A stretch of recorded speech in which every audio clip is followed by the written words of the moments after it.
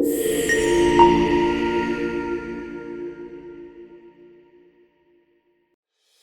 everyone, today I'm going to talk about the migration from PSTN or ISDN to Next Generation Networks or NGN and the difference between CS-based and IMS-based systems. I know these terms sound complicated, but by the end of this video, I promise you'll understand what is happening behind the scenes when you make a call or send a message. Do you know what happens behind the scenes when you make a call or a video chat? Let's start with PSTN and ISDN, the old communication systems. Think of these as old toy phones. You can only make simple calls with them, and they rely on dedicated lines, like a private road that's reserved just for your call. PSTN, also known as Public Switch Telephone Network, this is the really old telephone system that handles only voice calls using copper wires. Whereas ISDN, Integrated Services Digital Network, this was a slight upgrade from the PSTN.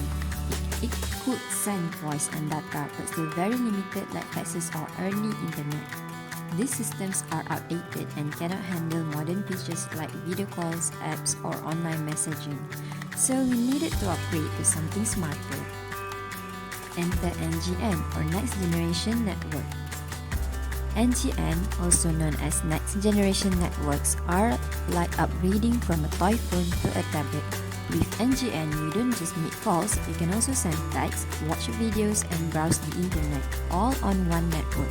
The big difference is that NGN uses the internet to handle all types of communication: voice, video, messaging, everything. No need for separate systems. But during the migration from old systems to NGN, two main types of setups come into play, which is CS-based NGN and IMS-based NGN. Let me explain how these two work. First, we have CS-based NGN, which stands for Circuit Switch NGN.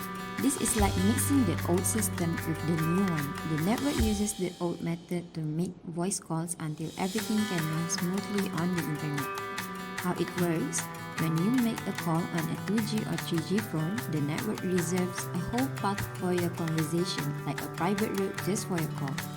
This path stays open until you hang up, even if no one talks for a while.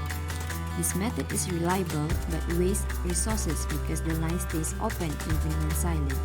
We still use CS-based system temporarily in areas where 4G or internet coverage isn't strong. For example, in some rural areas. A good example is CS fallback. When you try to make a call on a 4G network but your phone switches to 3G just to handle the voice call, it's like the network saying, let's use the old route because it's safer for now. Now, let's talk about IMS-based NGN, which stands for IP Multimedia Subsystem. This is where the magic of NGN really happens. IMS is like a super smart traffic system that sends all your calls, texts, and videos as data packets over the internet. How it works? When you make a call using VoLTE, Voice over LTE, or a WhatsApp video call, IMS splits the voice or video into small data packets and sends them across the internet. IMS systems are super flexible. You can start a voice call, switch to video, and even send text, all on the same network without interruptions. Plus, it's more efficient because it only sends data when you need it, unlike CS-based systems that keep a line open all the time. An example of IMS in action is VoWiFi, Voice over Wi-Fi. Let's say you are at home and the mobile network is weak. Your phone will automatically switch to Wi-Fi to keep your call going smoothly. Let's quickly compare CS-based and IMS-based systems so it is easy to see the difference. Type of call for CS-based NGN is regular 2G or 3G call, whereas for IMS-based is VoLTE, VoWiFi, or WhatsApp video call.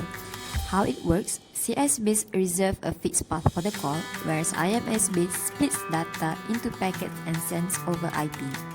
Flexibility: CS-based can be used for voice only, whereas IMS-based can switch between voice, video, and text.